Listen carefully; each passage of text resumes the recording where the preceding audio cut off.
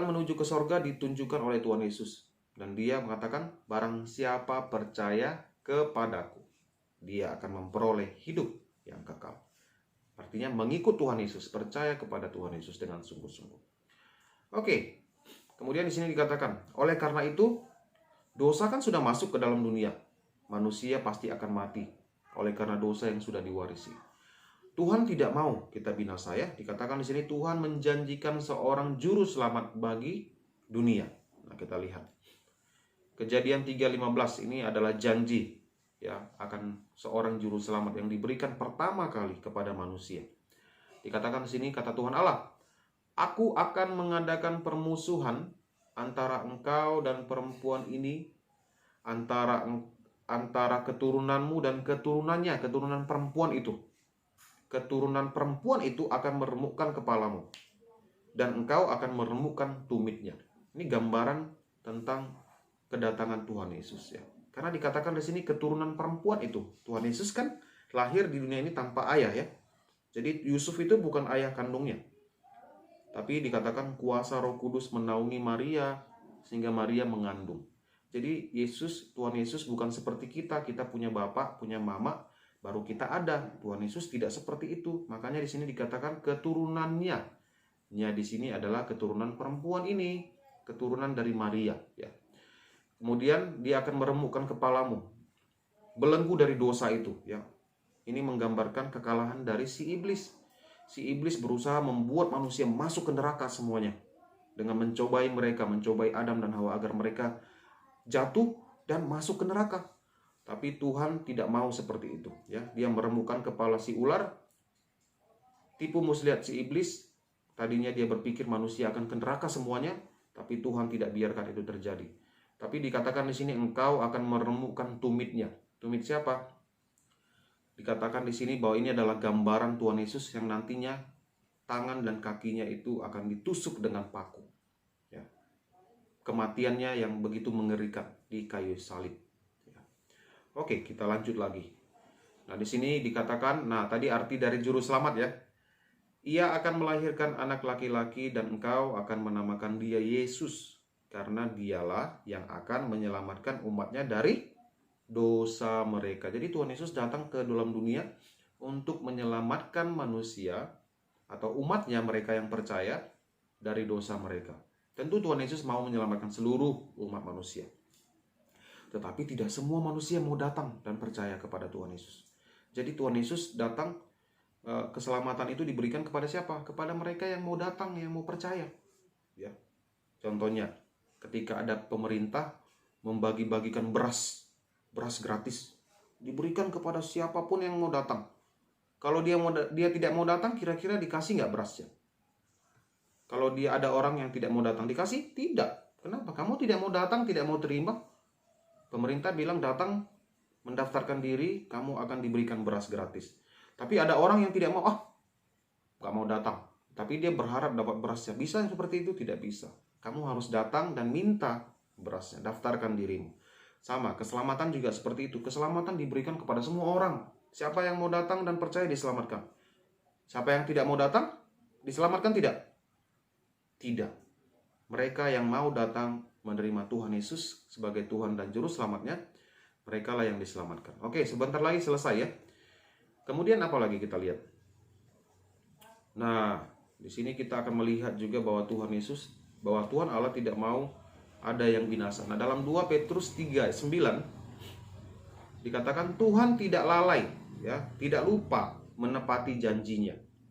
Sekalipun ada orang yang menganggapnya sebagai kelalaian. Kenapa ada orang yang bilang Tuhan Yesus mau datang kembali? Mana janji kedatangannya? Jadi ada orang yang bilang Tuhan Yesus dan janji mau datang kembali, tapi tidak datang sampai sekarang. Nah, makanya dikatakan Petrus, Tuhan tidak lalai, tidak lupa menepati janjinya. Sekalipun ada orang yang menganggapnya sebagai kelalaian, tetapi dia sabar terhadap kamu. Kenapa Tuhan Yesus belum datang sampai sekarang? Karena dia menghendaki agar supaya jangan ada yang binasa, melainkan semua orang berbalik dan bertobat. Nah, ini adalah gambaran hati Tuhan. Tuhan mau semua manusia datang kepadanya, berbalik dari segala kejahatannya, perbuatan dosanya, dan bertobat mengikut Tuhan. maka Tuhan mau menyelamatkan mereka semua. Tapi kenyataannya manusia tidak seperti itu. Ya, Tuhan mau menyelamatkan semua manusia, tapi manusia tidak mau diselamatkan. Mereka lebih memilih untuk hidup di dalam dosa mereka, di dalam keinginan mereka. Mereka ingin masuk ke surga dengan jalannya sendiri. Tidak bisa seperti itu. Jalan keselamatan sudah diberikan Tuhan Allah melalui Tuhan Yesus. Barang siapa percaya kepadanya, dia akan memperoleh hidup yang kekal. Itu jalan yang Tuhan sediakan. Kalau kamu mau mencari jalan yang lain, maka kamu tidak akan pernah menemukan keselamatan itu. Keselamatan hanya ada di dalam Tuhan Yesus dan di dalam Dia saja. Ya. Oke. Nah, ini pelajaran kita pada hari ini. Minggu depan kita juga akan masih belajar tentang juru selamat, ya. Jadi biar kalian tahu dulu mengapa juru selamat itu dijanjikan. Ya. Oke, sekarang Bapak mau coba dulu, mau tes. Reinhard, kenapa juru selamat itu dijanjikan? Ada apa? Kenapa harus datang? Kenapa perlu juru selamat? Ayo, tadi udah dengar ceritanya kan? Kenapa kita perlu juru selamat? Seorang juru selamat, ada apa? Oke, sekarang Bapak ganti dulu pertanyaan. Kenapa kita butuh juru parkir? Juru parkir itu untuk apa? Tuh, ngapain ada di depan mungkin swalayan ya? Ketika kita datang bawa motor, kenapa ada juru parkir di situ? Supaya apa? Biar parkirnya teratur. Bagus. Supaya parkirnya teratur. Kalau tidak ada tukang parkir, semua suka-sukanya nanti. Ada yang parkir di sini, ada yang parkir di sana, akhirnya tak bisa keluar nanti motornya. Benar? Makanya ada juru parkir. Kenapa ada juru selamat? Untuk apa? Ayo, Reinhard. Untuk menebus dosa manusia. Menebus dosa manusia. Menyelamatkan manusia kan, Reinhard? Karena kalau tidak ada juru selamat, semua orang pergi kemana? Berdosa. Pergi ke neraka, dihukum Tuhan. Makanya kita perlu juru selamat, itu alasannya. Oke ya? Jadi Reinhard, kalau ditanya orang, kenapa perlu Tuhan Yesus? Kamu harus bisa jawab. Karena Tuhan Yesus menyelamatkan kita dari dosa. Oke, kemudian, apakah semua orang berdosa termasuk bayi?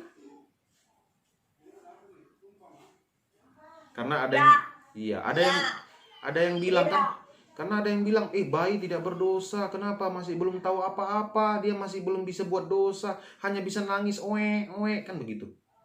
Tapi ternyata Alkitab katakan, bahkan Raja Daud katakan, di dalam dosa aku dikandung ibuku, di Mazmur 51. Nanti kalian baca di situ. Masa di dalam kandungan pun dikatakan dia dikandung dengan dosa? Artinya dosa itu sudah ada di dalam dirinya ketika dia masih dalam perut. Dari mana kita tahu bahwa bayi itu berdosa? Kita tahu bahwa bayi ada yang meninggal, tidak ada. Upah dosa ialah maut, kematian. Jadi kalau ada setiap orang yang meninggal yang bisa mati itu karena dia telah berdosa. Ya, dosa adalah hukumannya adalah maut. Nah, jadi kita melihat bahwa bayi pun tetap berdosa, ya, walaupun dia masih di dalam kandungan ibunya bahkan. Jadi dosa itu sudah ada dan itu menjadi masalah penting, masalah yang sangat-sangat penting dalam hidup manusia yang harus diselesaikan. Kalau dosa itu tidak diselesaikan, maka kita akan pergi ke tempat penghukuman, yaitu neraka. Untung ya, bersyukur ya, karena Tuhan Yesus datang ke dalam dunia menyelamatkan kita manusia berdosa. Lalu ada pertanyaan, lalu Sir, kalau begitu bagaimana orang-orang yang lahir sebelum Tuhan Yesus lahir? Apakah mereka bisa selamat juga? Bisa. Bagaimana caranya? Mereka melihat ke depan. Waktu Tuhan Yesus belum lahir, mereka percaya bahwa Dia akan lahir. Kami percaya Yesus akan lahir suatu saat nanti, di waktu yang akan datang. Dan dengan iman, mereka percaya mereka diselamatkan. Kalau kita melihat ke belakang, kami percaya bahwa Tuhan Yesus sudah lahir. Benar tidak? Ada yang pernah lihat Tuhan Yesus? Tidak ada yang pernah lihat kan? Nah, Bapak sendiri tidak pernah lihat Tuhan Yesus. Tapi kita percaya dia sudah lahir. Kita lihat di sejarah masa lalu, dia sudah lahir. Bagi mereka yang hidup sebelum zaman Tuhan Yesus, mereka lihat ke depan, Tuhan Yesus akan lahir. Nah, dengan itu kita semuanya diselamatkan. Baik sebelum Tuhan Yesus lahir, ataupun sesudah Tuhan Yesus lahir, semua manusia bisa diselamatkan. Hanya dengan iman. Percaya. Tanpa harus melihat, kita percaya dia sudah ada. Tanpa harus melihat, kita sudah percaya bahwa dia akan lahir. Itulah namanya iman. Ya. Melihat segala sesuatu yang belum ada tapi percaya. Dan sesudah dan percaya akan sesuatu yang sudah terjadi di masa lalu walaupun belum melihat sama sekali. Oke, ada pertanyaan sampai di sini? Ada yang mau ditanyakan? Jelas? Oke. Oke, kalau jelas bagus ya. Jadi kita hari ini pelajarannya tentang janji akan seorang juru selamat. Nah, untuk tugas tidak ada sama sekali ya.